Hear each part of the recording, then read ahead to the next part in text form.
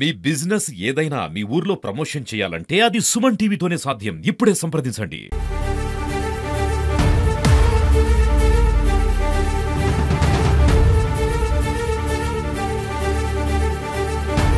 యాక్చువల్‌గా ఇప్పుడు scrub typhus గురించి కొంచెం ఎక్కువగా చెప్తున్నారు.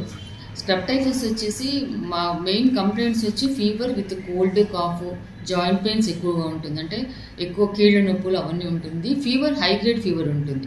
అంటే 105, 106 అట్లాగా హై గ్రేడ్ ఫీవర్ ఉంటుంది.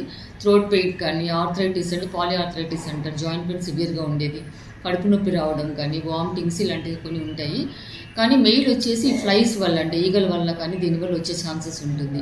మెయిన్ వచ్చేసి ఇప్పుడు ఈ సీజన్ వింటర్ సీజన్ కాబట్టి ఎక్కువ ఈగలు, దోమలు అవి లేకుండా చూసుకోవాలి.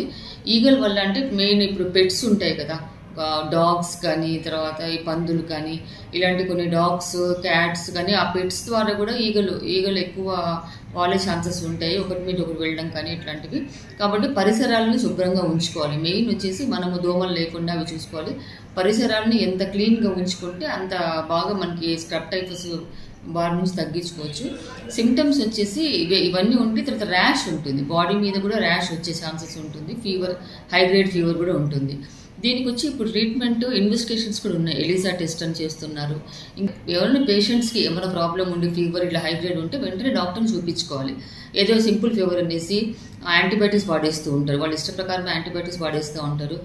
మిగతా ఎక్కువ ఫీవర్ ఏముంది లేని పారాసిటమాల్ వేసుకొని గమ్మని ఉంటారు. అట్లా కాకుండా సిమ్టమ్స్ వచ్చిన వెంటనే హాస్పిటల్కి వెంటనే వచ్చేసేయాలి. కొన్ని వాళ్ళకి ఇలాంటి ఫీవర్ కానీ హై గ్రేడ్ తగ్గడం లేదు ఇలాంటివి ఉంటే మాత్రం లేట్ చేయకుండా వచ్చేస్తే ఇన్వెస్టిగేషన్ చేసి తర్వాత ఏమైనా ర్యాష్ లాగా చిన్నపిల్లలు కానీ ఏమన్నా కడుపు మీద కానీ ఎక్కడ ర్యాష్ లాగా అనిపిస్తే మాత్రం వెంటనే వచ్చేసేయాలి. ట్రీట్మెంట్ మాత్రం దీనికి వెంటనే సకాలంలో ఇవ్వడం వల్ల తగ్గిపోతుంది. డీహైడ్రేషన్ లేకుండా చూసుకోవాలి. వాటర్ ఎక్కువ తాగరు ఈ సీజన్లో.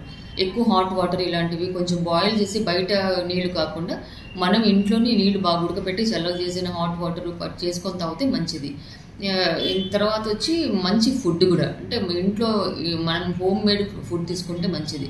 అంటే బయట హోటల్స్లో అట్లా కాకుండా ఇంట్లో బాగా ఉడకపెట్టి అలాంటివి తీసుకుంటే ఫ్రెష్ ఫుడ్ కూడా అంటే వెంటనే చేసిన వెంటనే తినేసేయాలి. అంత ఫ్రెష్గా ఉండేవి.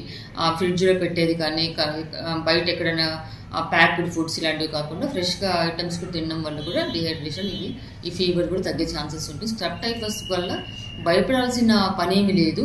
కాకపోతే సకాలంలో ట్రీట్మెంట్ తీసుకొని దానికి ఎక్కువ డిహైడ్రేషన్ లేకుండా చూసుకోవడము, తర్వాత డాక్టర్స్ దగ్గర సలహా మేరకు వెళ్ళి చూపించుకుంటే తగ్గిపోతుంది. ఇన్వెస్టిగేషన్స్ అవన్నీ ఉన్నాయి.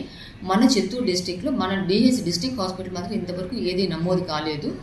సిఎంసిలో అంటున్నారు. అన్ని కొన్ని చుట్టుపక్కల ఏరియాస్లో ఉండే వాళ్ళు సిఎంసికి పంపిస్తున్నారు అంటున్నారు. ప్రస్తుతానికి మన డిస్ట్రిక్ట్ హాస్పిటల్లో మాత్రం ఏమి పాజిటివ్ మదర్ రాలేదు. తర్వాత ఈ పెట్స్ ఉంటాయి కదా, ఈ డాగ్స్ కానీ ఇంట్లో ఏమైనా ఆవులు కానీ ఇలాంటివన్నీ పెట్స్ కొంతమంది ఏంటి కోళ్ళు ఇలాంటివి పెంచుతూ ఉంటారు. వాళ్ళు మాత్రం వాళ్ళని ముట్టిన వెంటనే కడుక్కోవడం వల్ల మంచిది. పరిశుభ్రాన్ని శుభ్రంగా పెట్టుకోవాలి. ఎక్కువ హాట్ వాటర్, డీహైడ్రేషన్ లేకుండా చూసుకోవాలి. వేడివేడిగా తింటే మంచి. అంత సివియర్గా ఫీవర్ ఉండి దాన్ని పట్టించుకోకుండా పోవడం వల్ల ఏమవుతుంది, లివర్ ఎఫెక్ట్ అవుతుంది.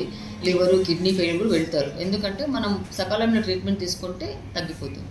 ఈవెన్ డిజీజెస్ వచ్చి వాళ్ళు కొంచెం వీక్గా ఉంటే క్యాన్సర్ పేషెంట్స్ కానీ ఇలాంటి వాళ్ళు వీక్గా ఉన్నందువల్ల ఏమన్నా సరే అగ్రవేట్ అయిపోతాయి.